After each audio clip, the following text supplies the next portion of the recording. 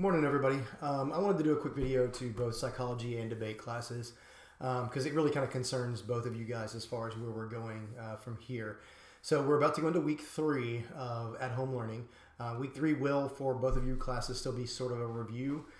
So for debate, it's going to be very similar to what you've seen before. I'll supply an article. You guys will respond probably with an informative, what did you get out of that article, word-based thing, and then also your video speeches. If you are having a difficult time with speeches, uploading videos, I will accept for this next week, I'll accept you writing out like your speech, whatever it's going to be. I know there's been some issues with that, and I'll address some of that in just a second too. Psychology, you're going to be a little bit different. I'm going to post to you guys some key notes that come from the first 6 units that we've covered in psychology. And those are key things that you need to know. And your assignment this week will be to take a short quiz, actually 2 short quizzes, 1 quiz over units 1 through 3 and 1 quiz over units 4 through 6. And the purpose is, again, still not to get a grade for any of that, but the purpose is going to be for me to kind of see how well you remember that kind of stuff. These things that I've picked are things that we're going to need as we move forward, which gets me to week 4. Week 4, we are going to start new learning, which means that we are going to begin looking at material that we have not previously covered.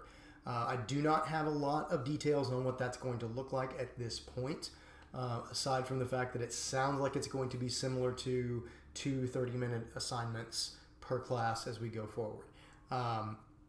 Grading, I don't have a lot of answers on that either. I know that we're reaching a point where we're going to have to make decisions about that, but I want you to know everything that we are doing as teachers, your administrators, your counselors, everything that they are doing is with the intent and the purpose of you getting the credit that you have earned this year. Now, I can't give you anything else other than if you put in the time and you do the work, then you are going to get the credit that you need. But I can also tell you that you have to do the work. I know that a lot of you have been this sort of weird in-between period where it's been review. Some of you have been kind of like, well, maybe I'll do that later or whatever it is. For all of those of you who have done it, thank you very much. I appreciate that. It is very, very helpful in the planning of what we're moving forward with.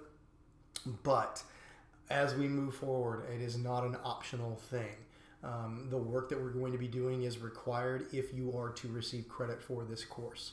One of the things that I do want to address is that I know several people have had issues with Google activities, with the Google Docs, Google Slides, posting those things, submitting those materials in Schoology. There is an issue with Schoology, or at least there was yesterday afternoon. I have not looked this morning because it's 9:40 and when I'm taping this, and as we all know, Schoology tends to be dead at this point. So what I do know is that it is an issue with Schoology at large. They are handling a tremendous amount of traffic that they were not prepared for, just like none of us were prepared for any of this.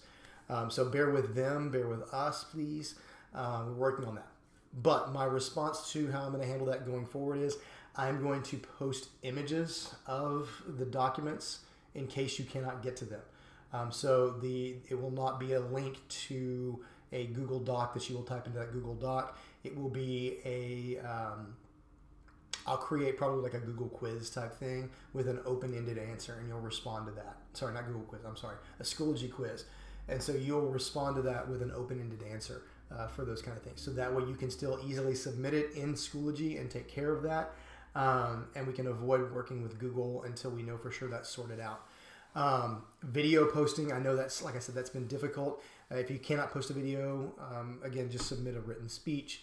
If you can post a video, if you can video and put that together, one of the things that I found to be very effective is that you save it to your Gmail or your Google Drive account and then just share it with me. And then that way I have access to view the video. That one tends to work better than some of the other ways of handling it. What else? Yeah, so be looking. You'll still see the same thing as last week, but what I'll do is I'll attach as images or as actual files that you can download or look at. You probably in a PDF form for the notes in psychology, and also PDF form for the articles that I want you guys to read in the debate classes. That's the plan moving forward. That's what we're going to be working on at this point. One other thing, I'm also going to create a going to create a discussion post within each of your classes. And that discussion post is going to be part of the extended learning. So it won't be an assignment. It won't be anything that you have to do. It's just extra stuff if you feel bored and you want to do it. And probably what it's going to be is actually going to make it the same for both debate and psychology. The discussion posts are going to be what are some things that you have done to cope yourself? Like, have you started hobbies? What Netflix shows have you binged? Just basically a place for you to talk about what you've done and what's going on, because I kind of miss you guys, and I want to see and hear what's happening with all of you guys. And I'll post and share what's going on with my end of things as well. Which, big family news, we got a dog. So his name is Duke. He's a 2-month-old, mostly Australian Shepherd. We think possibly also Lab. So I may share pictures of that too. And again, feel free to share pictures of things, that you're doing in those Schoology discussion groups, because like I said, I want to see kind of what's going on with you guys and keep in touch. One last thing, I know this is going on a little bit longer than normal. I just want you to know whether we get back to school or we don't get back to school.